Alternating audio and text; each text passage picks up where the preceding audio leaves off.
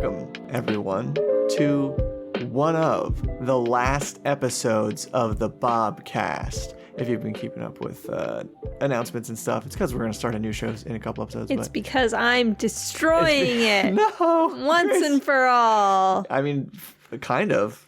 That is part of the reason I want to change it, is because this is our co-hosted show, and I hate calling it the Bobcast. But we can't call it the Grobcast. No, we're not going to call it the Grobcast. I mean, that was one of a handful of good, I don't know if I should say good, but funny suggested names. Point is there a word for like the third to last or the fourth to last? Like, there's like the penultimate is like the right before the last. The tri-ultimate? Why does like peninsula? That's got to be a thing. Penultimate. You can't say peen on the podcast. I'm definitely going to cut that. Anyway, so who are we? I'm Bob World Builder. I'm Grace World and Podcast Destroyer. Bingo.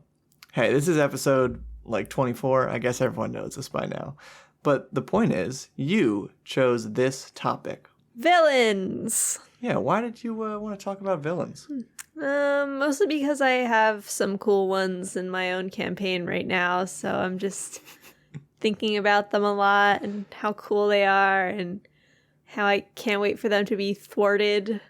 Nice. That's a good way to end that as well. Not instead of how they can destroy the party. Yeah, which would be a little more in character for all the my podcast. Villains are self-inserts and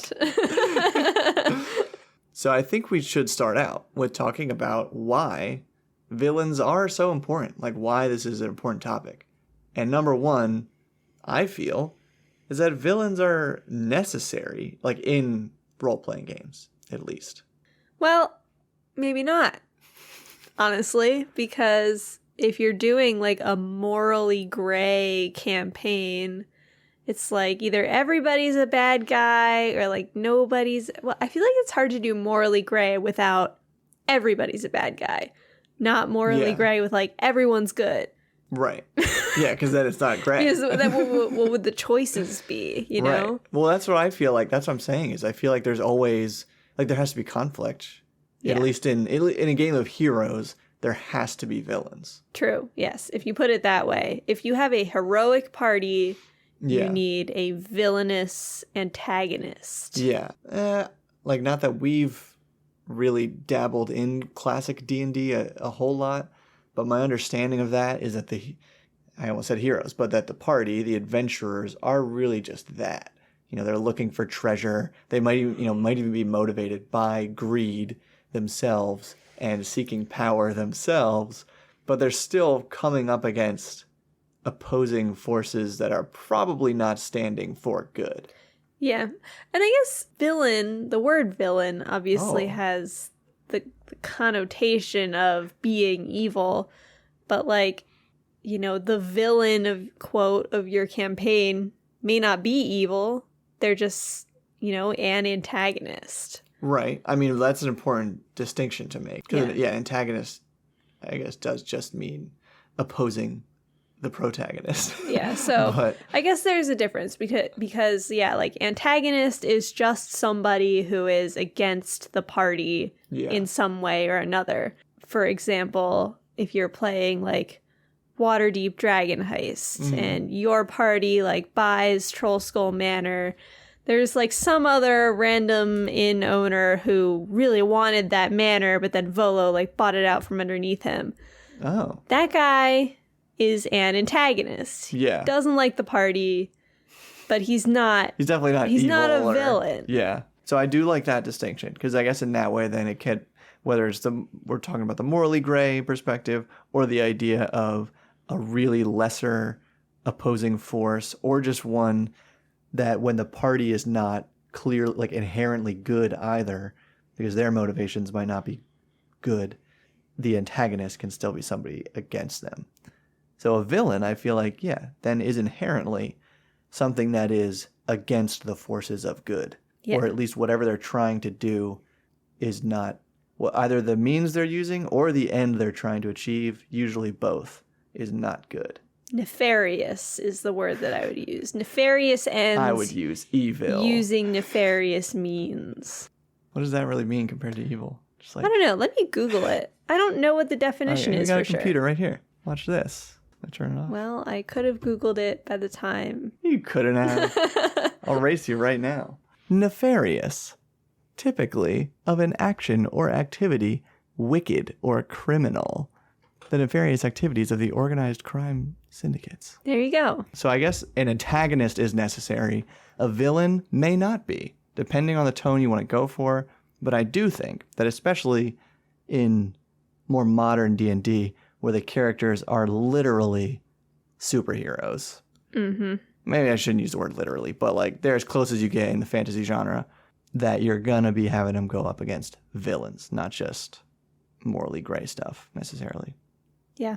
I personally don't super enjoy morally gray stuff, so I definitely prefer the heroes and villains to be very distinct from one another. And it's interesting, I'm thinking right now about like, is there different tiers of play? Like you're saying the opposing innkeeper or shopkeeper in Dragon Heist. It's a low tier thing. Are you more likely to face a non-nefarious antagonist as a young adventurer compared to like higher level stuff? I think yes. I mean, like I just said, I don't love like morally gray. So when I have a villain, they're a villain. Yeah. They're not just an antagonist, they're a villain. So usually I would use like bandits. Yeah. Organized crime, nefarious. Yeah, organized crime. So it'd kind of be like one guy who's somewhat powerful, either socially or ability-wise. Okay. That's the next level. And then like third, how many tiers of play are there? There's technically 4, but no one does the 4th one. So the third one would be like some kind of like demon or avatar of a demon lord or something. Is like supposed to be gods. Yeah, and fourth would be like a deity. Yeah. In which case you might be dealing with literal forces. I will actually use the word literal here.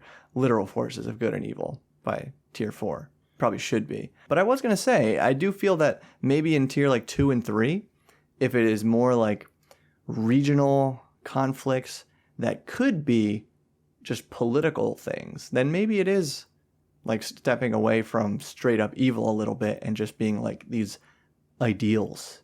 You know what I mean? Yeah. Because the tiers are kind of defined by like, it's like heroes of the town, and then like heroes of the region, and then like heroes of the realm or something like that. Yeah. They have some epithets. If you're doing like an intrigue-based campaign, it would be more like politics, perhaps assassins, but things would definitely not be as clear. Right. Because it's intrigue. Yeah. So it's a lot of mystery surrounding it. Yeah, that's what I was just actually coming to mind. Like in a mystery, is there necessarily a villain, or is it more, I guess that is just someone doing nefarious stuff. Yeah, usually mysterious and nefarious stuff. I'm liking this nefarious distinction. Yeah, speaking of intrigue, and speaking of, I know we don't want to get too much into the morally gray stuff because we just said we're not super interested in that, and I do want this to be about villains, but then what are some ways that your villains or antagonists motivations, like their means and ends, are typically nefarious? Like, what are things a villain does in D&D? Kill. That's a good one. You can't really kill a lot. I mean, well, okay, but it's like kill who, right? Because that's important. The heroes kill probably more than the villains. That's in D&D. True. Yeah, kill innocents. Kill innocent people. I agree with that. Innocent people, innocent life in general, I would say too. Yeah. Animals. Because that was something I did want to touch on, was like in low tiers of play, if I'm not using bandits, I'm probably using like oozes and giant bugs and stuff that don't even have motivations. But I guess technically their motivation is just to like eat the party or something. Yeah. So yeah, they want to kill for no reason. Kill. And maybe it's even just indiscriminately like that too. Not necessarily killing like, oh, I want to kill these good people. Like they'll just kill whoever. Kill anyone who stands in their way. Yes. So like the means of murder to get to whatever objective they want. That's pretty bad. Yeah, killing or otherwise causing suffering intentionally. I think that's the key, actually, is that a villain will cause pain and suffering and create trauma and not care about it. Or even sometimes, like villains want to cause that, but not every villain is actually like sadistic. I would say that it's more just the lack of caring about it. Yeah. So like one thing that I've done in creating my current favorite victim he is kind of a victim in a way. My current favorite villain to run is just made him very callous. Like he doesn't see other people as people. Okay. So the party will, now I can't really talk about it because they will literally like be reading the journal entries on the day that this podcast comes out. And they might listen to it before the game. So okay. He doesn't see people as people, and it becomes clear like through learning more about this villain. Yeah. Just how like basically like even alien. That's what I was about to say. Is. How separate from, or like inhumane, you could say. Yeah, sociopathic. Right. He is a narcissistic sociopath. Yeah. And I was going to bring that up too, because I feel like we are kind of describing, and maybe I'm going to conflate the two here. What is the difference between like a sociopath versus like psychopath? Is one of those not a genuine term? Is psychopath I think, like a phony thing? I don't know if psychopath is like an actual negative like term. So then sociopath is probably what I mean though. But I do know that like emotion. Not all sociopaths are like evil murderers. Yeah. Like you can be a sociopath and just be like withdrawn. The point is that you don't. But that's why I specify narcissistic sociopath, because he is not capable of caring about anything but himself. Yeah.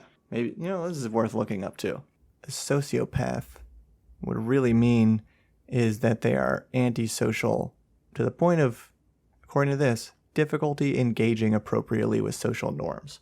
And obviously in media, that's taken to the extremes of like, I have no human emotion whatsoever. Which may not necessarily be true. Yeah. So I don't want to be one of those people who's all like, right. No, everyone who has difficulties experiencing emotion the way that I do is a sociopath and evil. Yeah, no. Which is not true. Maybe we should get off the topic of I agree.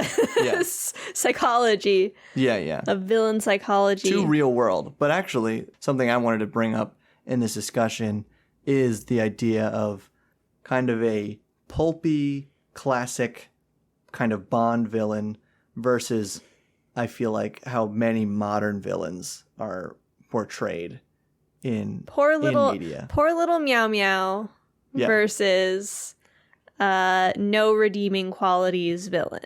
Exactly. So classic villain, and again, maybe I shouldn't even say classic, because of course there are villains, millions of villains throughout literary history before James Bond. But what I think of as like a very pulpy villain is the guy who's just super greedy, wants power for the sake of power, and will do anything to get it. Usually wants to like blow up the moon or something, but it just had some weird goals that seem ridiculous, will do anything to get there, and like you said, has no redeeming qualities whatsoever, and usually also like no backstory. You don't ever know why.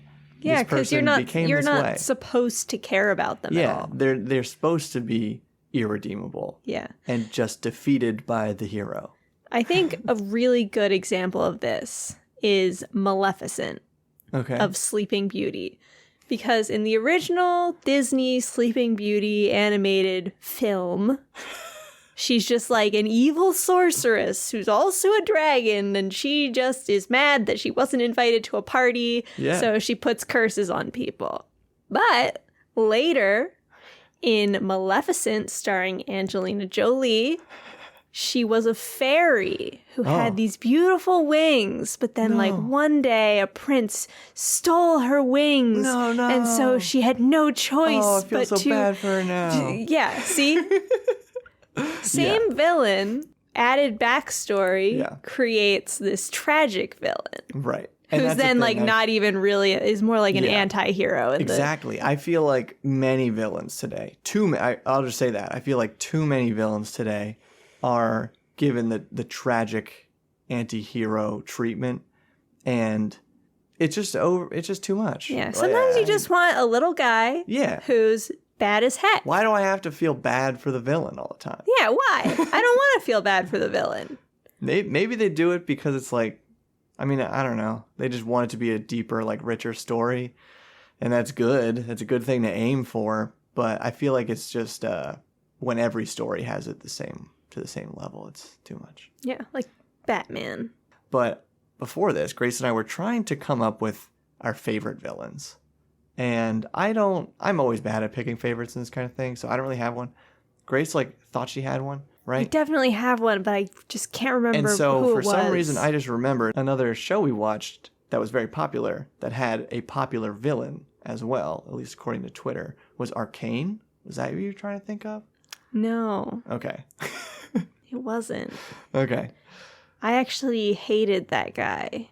Well, the guy, You're supposed to. Was the guy, did he even have a soft story, really? He got beaten up by his friend, but, like, I don't really remember why. I don't know. I mean, he was, like, super greedy, though.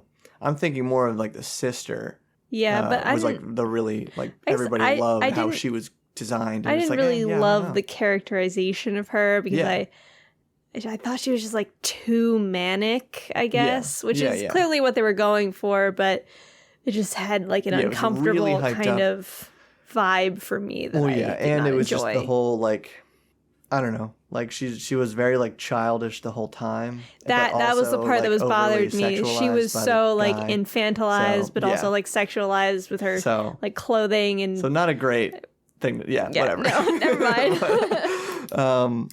So what are some of the best villains? They don't have to be our favorites, but what are the true favorites? And then let's think of some traits or, whatever that we can steal from them, right? Well, I think for sure, spoilers for Stranger Things season 4, but Vecna. Okay, yeah. And Upside down and Vecna. not super much of a spoiler because it was announced like weeks before it aired that like Vecna's going to be the whatever. And so we won't go into too much depth maybe about how he's handled in the show, but while he is given a backstory, it's not one that you are forced to empathize with, at least at this point. Like we've finished volume 1 of season 4, but we'll see in the second part. Yeah. How does that compare to Vecna of D&D? I don't really know much. Obviously, I know who Vecna, D&D Vecna is, but I don't know that much. I've never done like a lore deep dive on Vecna. Yeah, maybe we should have watched the recent Dungeons & Dragons official YouTube channel video, Who is Vecna? Yeah. I don't know if he really has much of a backstory, though, to be honest. Well, it's probably I know pretty scant. He was just like this guy, and he became a wizard, and then he became, I don't know if he became a lich before or after his vampire assistant Cass. Oh, yeah. Yeah, I did forget about all that. But he got his, like, arm cut off, I think, by the Sword of Cass is how that happened? Or the hand? Or does the Sword of Cass just behead you? No, or am I just thinking of a Vorpal blade? But I think the Sword of Cass is a Vorpal blade. Maybe. Well, yeah. Both Vecnas. Okay, so Vecnas, and now I think we're getting into a good topic here, though. Because kind of in Stranger Things, really kind of in Stranger Things, but obviously D&D Vecna is the Lich as a villain. I feel like that is used in a lot of fantasy. Like the long-time undead, super intelligent, super powerful entity. And again, very little room to empathize with this guy because he's just had this like immortal, like, near immortal lifetime and does evil stuff. Like they literally must kill people to stay alive. There's a Lich in Adventure Time. Yeah, that was actually what was coming to mind. But sort of a Lich in Over the Garden Wall, which is another thing that at least I think we both really like. Yeah. That's used a lot, but for good reason. I think the Lich is a great villain. Yeah. If you think about it, a Lich is just another kind of vampire. Sort of. Like just a parasite. Undead needs needs to feed on the lives of others to live. And that's a great point, too, because obviously, like, I feel like besides Vecna, maybe even more than Vecna, honestly, because there's more material around them. Like, who's D&D's favorite villain? Strahd, I feel like. Strahd has a whole entire campaign about him. Yeah, and the whole other source book that's kind of related to, at least... Is that all the Shadowfell? Van Richten's Guide? Or no, it's Van Richten's Guide to Ravenloft, Van right? Richten's Guide is specifically about the domains of dread which exist in or around the Shadowfell. But the Shadowfell is not entirely made of domains of dread, unless you're of the opinion that the Shadowfell is one giant domain of dread made for the Raven Queen, whose hubris led her to try to become a goddess. Okay. That's my opinion on that. We're getting deep in my opinions on the Raven Queen. I think what I'm getting at, though, is I feel like we're hitting a strong chord here. Lich, vampire, I'm even thinking like mummy, Frankenstein. These are all like humanoid, but beyond mortal life and made monstrous because of it. Yeah, and because need to kill, right? Back to our other point, living things to continue on. Frankenstein didn't have to do that. Yeah. I'm generalizing here a little bit. He lived on lightning. Yeah. But yeah, I mean, it's just the human fear of death and facing our own mortality and how death steals your life, like something that's already dead requires your life to live, making you also dead. And that's like our most precious thing, right? Is our time alive. Philosophy. Wow. Yeah. So I think that, I mean, obviously, I don't even want to call it overdone. I guess you could call it cliche, but it's one of these cliches that are cliches for a good reason. The undead villain, or a villain who has extended their mortal life, usually by means of ending others. Yep. And we would say indiscriminately. But that's a funny twist. What if you did have a lich that only killed bad guys to to absorb their souls? Why isn't that a thing? Not enough bad guys out there? I do know there is one like neutral lich in Princes of the Apocalypse. Okay. There is a neutral lich that lives in the temple, I think, with all the like stone cultists. Yeah, I'm having vague memories of this. He gave your character the periaptive wound closure. I don't even know if you guys knew that he was a lich, but you told me after the fact or something. Yeah, that was even before D&D or 5e got very much like, oh, there are no inherent alignments. That was way before that. Yeah. That was like 20. That was kind of a new thing, was to have a neutral lich. Oh, I see what you're saying. Yeah. Yeah, I wonder how much that's actually used in older editions too. Like, did D&D use these? Well, there always were, I guess, because I'm thinking of like Zariel too. That's Forgotten Realms. She's a demon or she's a devil, but like she was an angel. An angel, right? So it's like obviously she wasn't inherently good, even though she was an angel, because she became a devil. Well, the reason she became a devil was because she was one of the top, basically, observers among the Celestials of like watching the blood war to making sure it didn't get out of hand and overflow into the material plane. So she just spent so much time around that conflict that the inherent evil of the planes of hell was stronger than her inherent good? Because she's just one angel. Okay. Yeah, so it overwhelmed her, and then when she went to, I guess, invade or like try to turn the tide of the blood war with her Hell Riders, and then all the Hell Riders decided not to go with her. Wow. And she kind of got stuck there on her own, and then like her thirst for vengeance is then, which is something that angels have. Angels love vengeance. That's also a great point. The idea of vengeance in general is, I feel like, an extremely, honestly, evil trait that we didn't touch on here. Yeah. So it was her thirst for vengeance, which is a, I think, very lawful trait. Vengeance? I would say so, yeah, because it inherently is a drive for, like, quote unquote justice. Yeah. But taking it in a terrible direction. Yeah, but that was what turned her evil. And then I guess this is also a good segue, maybe thinking of, besides mortal creatures, or what am I trying to say? Besides these, like, undead immortal creatures, the idea of, like, a demon is obviously throughout Western media and culture and literature, like demons and devils, like that is the villain, the ultimate villain. Like Satan, right? Yeah, Lucifer. Yeah, and because it's like this corruptive force, so that makes sense with Zariel's story too. Yep. Blood. And for what? Yeah, I guess what? Like vengeance, greed. What else is like 7 deadly sin kind of stuff? I guess is what corrupts people. Yep. So then are these the traits that we map onto the listener's villains in D&D?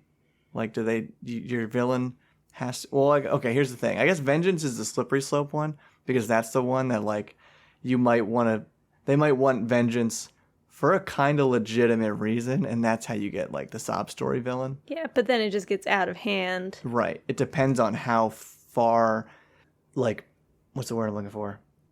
How far beyond, like, whatever the original wrong was that they want to take it, or even, I don't know, it's even just like the very idea of, like, eye for an eye kind of thing, even wanting it to be equal, makes a whole world blind, man. Yep. That's what I called out in my video about, like, Gary Gygax and alignment, and people were like, what? Of course it's good to kill murderers. And like, okay, we're not going to agree on this. Yeah. I don't know. Like, poor little Meow Riddler and his need to cleanse the city of Gotham. Yeah. Anytime the word cleanse is used outside of a not commercial for soap, that's not going to be good. What's it? Oh yeah, that's or like a holy artifact that has been corrupted needs to be cleansed. Sure. Yeah, but we should not be cleansing people or cities or countries. In Dark Sun, that's it.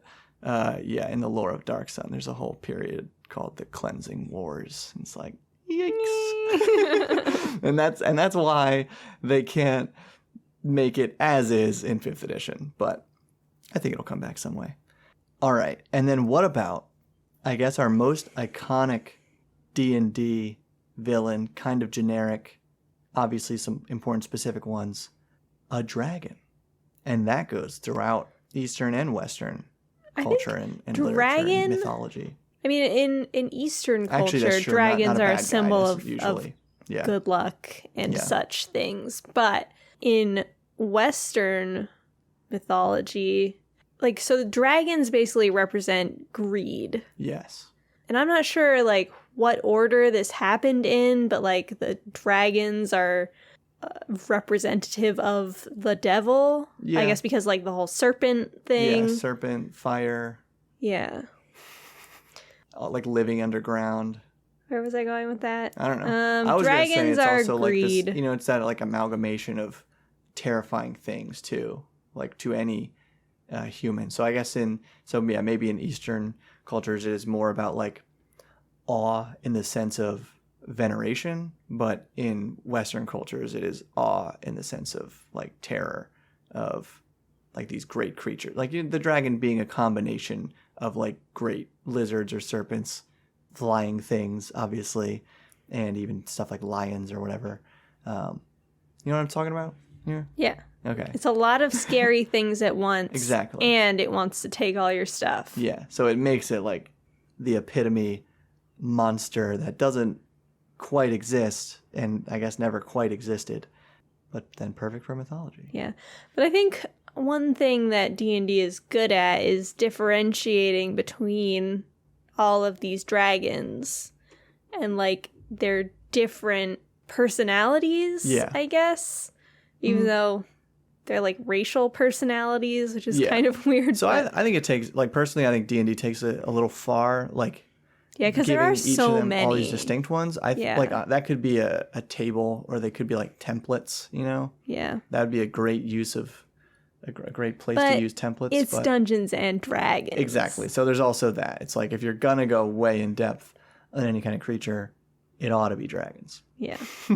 And then, funny enough, I feel like, you know, they don't come up as villains that much. Yeah, I feel like not a lot of people even use them. Yeah, or at least as the big bad. I feel like, yeah, the things we're kind of coming back to are like extremely long life, whether it is extended unnaturally or naturally. In the case of dragons, too, usually some super intelligence, like they're extremely cunning creatures. And again, whether we're talking like the lich here or a dragon or something like that. Vampires, obviously, as well, like very manipulative. And the greed is definitely part of it, too. And some of that is also just with the long life. I think it's like assumed that they are amassing all this wealth one way or another. Well, good dragons do that, too. Yeah. And that is a weird trait, though. I never quite understood that, why the good dragons still, like, hoard. I have to read up on it again. I don't really know. I'm sure there's a good reason. In Fizban's treasury, it's like the power of a dragon is proportional to the size of its hoard. Wow. So metallic dragons hoard for good, I guess, because the more power they have, right, the better they are at fighting evil. But that's kind of how really I bizarre. interpreted it. Like, I wonder if it's a kind of thing where if the hoard is being used for good, or if it's just like, do they just have it, like hoard it, you know? Because that would be, then they're taking it away from, I don't know. Yeah. I mean, if you think, like, major Waterdeep Dragon Heist spoilers, but if you think about Aranax, who is just sitting on this pile of gold, and he, like, has an inkling that it was not gotten legally, but he just stays there anyway because it's doesn't want to believe it. It's a big old hoard, and like it's his. Huh. Until like the party comes along and is like, "Hey, this dude just stole all this money from the city," and the dragon's like, "Dang it! I knew it. He tricked me. Foiled again. Drat." Easiest way to defeat a dragon. Yeah. Just tell him his whole hoard is stolen. Yep. All right. That was pretty good. How do we end this one? Ba-da-boo! Pew! We're done. Okay. Stop building. Just keep